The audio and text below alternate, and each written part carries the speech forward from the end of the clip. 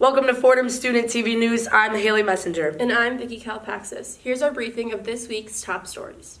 No deal. President Trump and North Korean leader Kim Jong-un walked away from their summit in Vietnam this past week without an agreement on denuclearization. And I think actually it was a very productive 2 days, but sometimes you have to walk. And this was just one of those times. This was the second time that the two met within the past year, the first occurring in Singapore last June.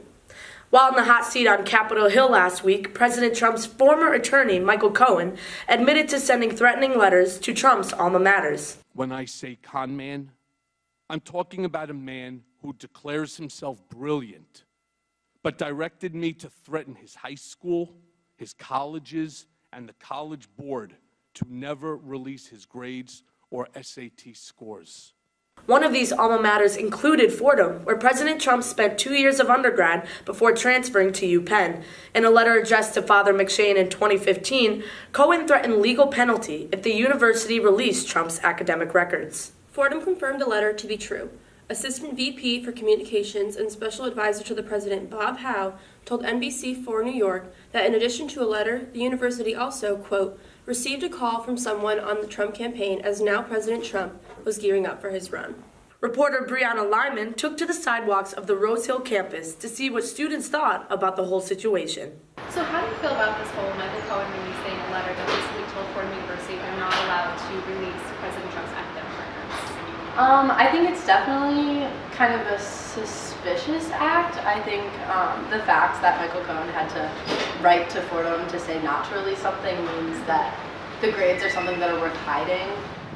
Well, I think in not releasing the records, they're following the law as it stands, but I think he was doing his job as a lawyer to send the letter, but I'm not sure that I agree with it, but that's what his job was. Well, I find it a bit hypocritical in a sense, since it was almost the same thing he demanded from Obama. Do you think that President Trump should be more open with the American people, though, about his academic records? Personally, I believe that is his choice, irrelevant to everything. I think that it shouldn't really matter if he releases these records. So, in my opinion, I think he should release them, but ultimately it's his decision. Use history? Yeah, I mean, if you don't have anything to hide, then share it, but also he doesn't have to. So, I mean, I would like him to be more open, but he doesn't have to if he doesn't want to. How do you? That's a tough one because personally, I mean, I don't think I would want, if I were ever in a high-level position, I would never really want my grades to be released to the entire world. Can't release grades. So the fact that they sent that letter probably indicates that there might be something that he's hiding. He might not have had the best grades. But I think Fordham, is obligated to follow the law, so they did the right thing in that sense. It's good that you do it too. Do you think that Fordham University and any other university, in that fact, should actually try to reserve the right to release these records?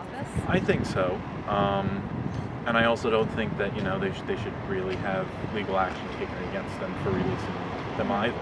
Do you think this is going to affect President Trump's re-election campaign? I just think there's so many things going on with his re-election campaign that this might be like a tiny thing, but there's just so many other things going on that I don't think it's going to be anything that affects it. I can't really say. I feel like there are a lot of factors that go into that.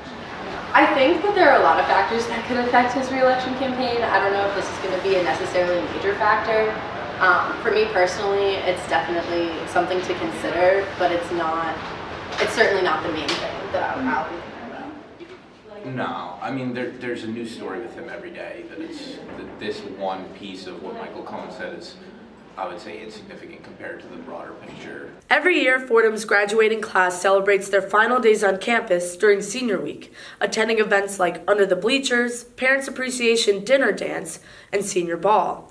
Tickets for these events went on sale online at the end of last month, but expensive prices, limited spots, and technical difficulties caused a lot of headaches for the class of 2019.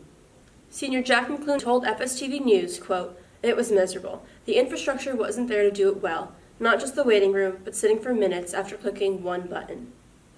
but for some, it wasn't just minutes. Senior Natasha Sauerborn claims that she waited over an hour to purchase her tickets.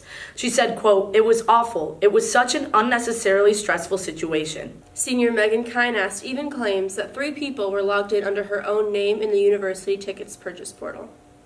Rose Hill 2019 Senior Week co-chairs Annie Burke and Nicole Burney told FSTV News in an email that, quote, "We made sure to promote on our Senior Week website, our social media platforms, during our Seniors Guide presentation in late January with the President's Office, OrgSync emails, university tickets, and through word of mouth.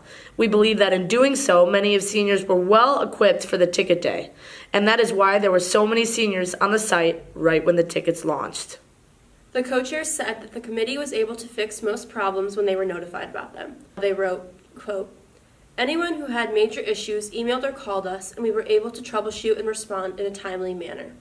Burney and Burke also wrote that they had no control over the online waiting room or the prices of the tickets, which, if bought all together, cost over $400. As for the committee's newly concert-style reservation process for tables at Penn, Burke and Burney told FSTV News that they will review all requests, reorganize, and notify seniors with their updated table assignment. Senior Week kicks off with Under the Bleachers on May 14th and caps off with graduation on May 18th. According to the Rose Hill Senior Week Committee, tickets were not sold out as of last week. Scholar, author, and activist Angela Davis spoke at Fordham University on Tuesday. Davis focused on the notion of the prison industrial complex that she has popularized in many of her other works.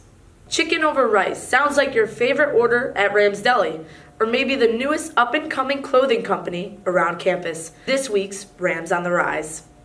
Senior student athlete and marketing major McKenna Masterson started her online clothing company, Chicken Over Rice, early last month. Some of the products for sale include sweatshirts, beanies, and even t-shirts based on Fordham students' most beloved Rams Deli Plus. The name of the company is also based on the bodega's infamous dish. Masterson says the idea sparked from her past experiences and those closest to her. So I've done a few different internships, and I've done some apparel products before in the past. I had this old business called Snocks, where I sold socks and then donated profits to charity. But then also it was kind of part nostalgic aspect. My dad, when he was in college, he sold t-shirts to pay his bills. And then I kind of wanted to take that idea and obviously kind of do something similar to him, but then also make something kind of fun for Fordham kids. Two of her friends, sophomore Declan Lombard and junior Annika Eckham, talk about what Chicken Over Rice means to them. It's really cool to be able to still represent Fordham for a lot less and also have it be something that you want to wear and that people ask you about rather than just any old college shirt that everybody has. Masterson often brainstorms the apparel designs with friends like Lombard and Eckham, but also gets ideas from DM submissions received through the company's Instagram. After that, her ideas come to life through other forms of modern technology. I use a few different websites and apps to make all the products, so everything's printed through Printful, and then my website is hosted by Shopify. Fordham students aren't the only ones benefiting from Chicken Over Rice. Outside organizations around campus are too. For Rams, I went to them also, and I was like, hey, I made this shirt, and they're like, oh, it's sick, yeah, sell that. And I was like, okay, cool, when I get orders, I'll let you know. Same thing with all the bars, so they're all getting 25% of profits, and hopefully they'll help promote it, but also just it's a funny thing to do. Everyone kind of liked this shirt, so I just wanted to base it off that design. And then hopefully if kids do want to submit other designs, I'd be happy to put those up. Maybe do something fun for spring weekend, things like that. And it is this community that Masterson feels and admires about her company most. I think my favorite part is doing it with my friends, for sure. I think the fun community aspect of it, being able to work with the bars or with Rams Deli Plus, and kind of the mix of having fun and doing photo shoots with my friends and things like that, and doing the social media, but then also donating half my profits back to Rams and things like that. So I don't feel like it's so Fordham centric, but a little bit more the community we also live in, which is really nice. Masterson plans to continue to pursue her passions for digital media and marketing after she graduates from Fordham this May. With a combination between the flu and midterms, campus has been pretty slow. So if you have story ideas, send them to us at fordhamstudenttv@gmail.com or follow us on Instagram at FSTV News to stay notified for the next episode. Thanks so much for watching. I'm Haley Messenger. And I'm Vicki Kalpaxis.